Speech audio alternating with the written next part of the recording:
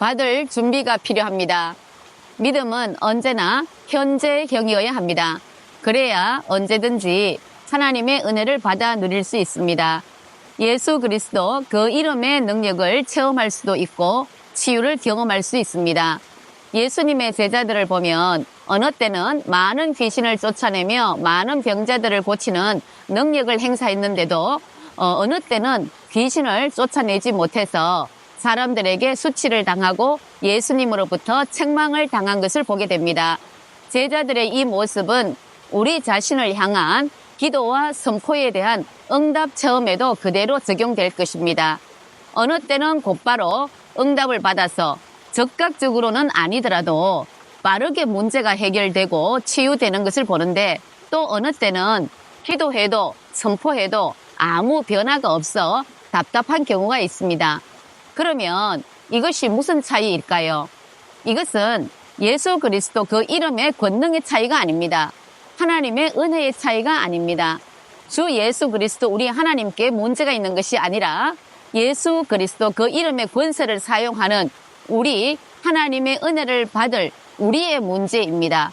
다시 말해 이것은 우리 자신의 준비 상태에 따른 문제라는 것이지요.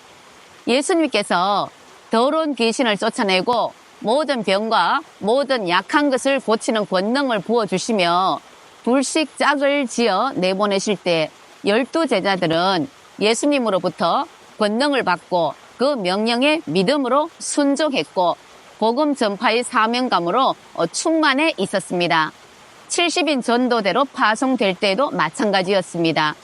이렇게 제자들이 파송될 때에는 모든 것이 준비된 속에서 가는 곳곳마다 복음을 전파하고 예수 그리스도의 이름을 선포하며 기도할 때 귀신이 떠나가고 치유가 일어나는 놀라운 체험들을 했습니다. 그런데 예수님께서 세 제자를 데리고 따로 높은 산에 올라가 기도하고 계실 때에 한 사람이 귀신 들린 아들을 치유해 달라고 자신의 아들을 데리고 왔을 때는 예수님의 제자가 9명이나 있었음에도 불구하고 아무도 귀신을 쫓아내고 그 아이를 치유하지 못했습니다. 제자들은 준비되어 있지 않았기 때문입니다. 이 사실을 전해 들은 예수님은 믿음이 없고 패역한 세대여 하시면서 책망하셨습니다. 여러분은 faith와 belief의 차이를 아십니까? 흔히 faith 하면 믿음, belief는 신념이라고 한글 번역을 하기도 하지만 faith는 신앙적 믿음, belief는 일반적 믿음이라고 번역하는 것이 좋을 듯합니다. 이 신앙적 믿음과 일반적 믿음 두 개념은 출발점이 다릅니다. 이 faith는 위로부터, 즉 하나님의 말씀으로부터 시작되는 믿음이고, belief, 이 일반적인 믿음은 아래로부터, 즉 인간의 생각으로부터 시작되는 믿음입니다. 예수님이 제자들과 이 세대의 사람들을 책망하시면서 믿음이 없고 패역한 세대여라고 하셨는데, 이때 사용된 믿음 없음은 킹 제임스 성경에 보면 faithless로 기록되어 있고 NIV 성경에 보면은 unbelief를 사용해서 기록한 것을 볼 수 있습니다. 그리고 뒤에 따라오는 패역한 세대라는 말씀을 생각하더라도 예수님의 책망 속에 담긴 믿음 없음, 즉 불신앙은 예수님을 통해 보여주신 하나님의 이적과 능력이 불충분해서 비롯된 것이 아니라 하나님의 진리의 말씀을 귀담아 듣지 않고 거스르는 불순종의 태도에서 나온 불신임을 알 수 있습니다. 이 불신은 세상에 태어나 살아오면서 삶 속의 경험으로부터 잘못된 것이 의식 속에 쌓여서 만들어지는 것을 말합니다. 현대 심리학과 의학계에서는 이를 과거의 트라우마 혹은 억제되어 적절히 관리되지 못한 채 기억되어 있는 심리 정서적인 갈등으로 말합니다. 물론 궁극적으로는 창조주 하나님을 거스르는 죄와 연결되어 있습니다. 이것은 전부 부정적인 것으로 우리 몸의 에너지를 심각하게 소비하고 몸을 망치는 것입니다. 그러므로 불신은 잠재의식 속에 새겨져 있어서 자기 자신은 알지 못하더라도 하나님에 대한 믿음, 이 믿음을 흔들어 비틀어 놓게 됩니다.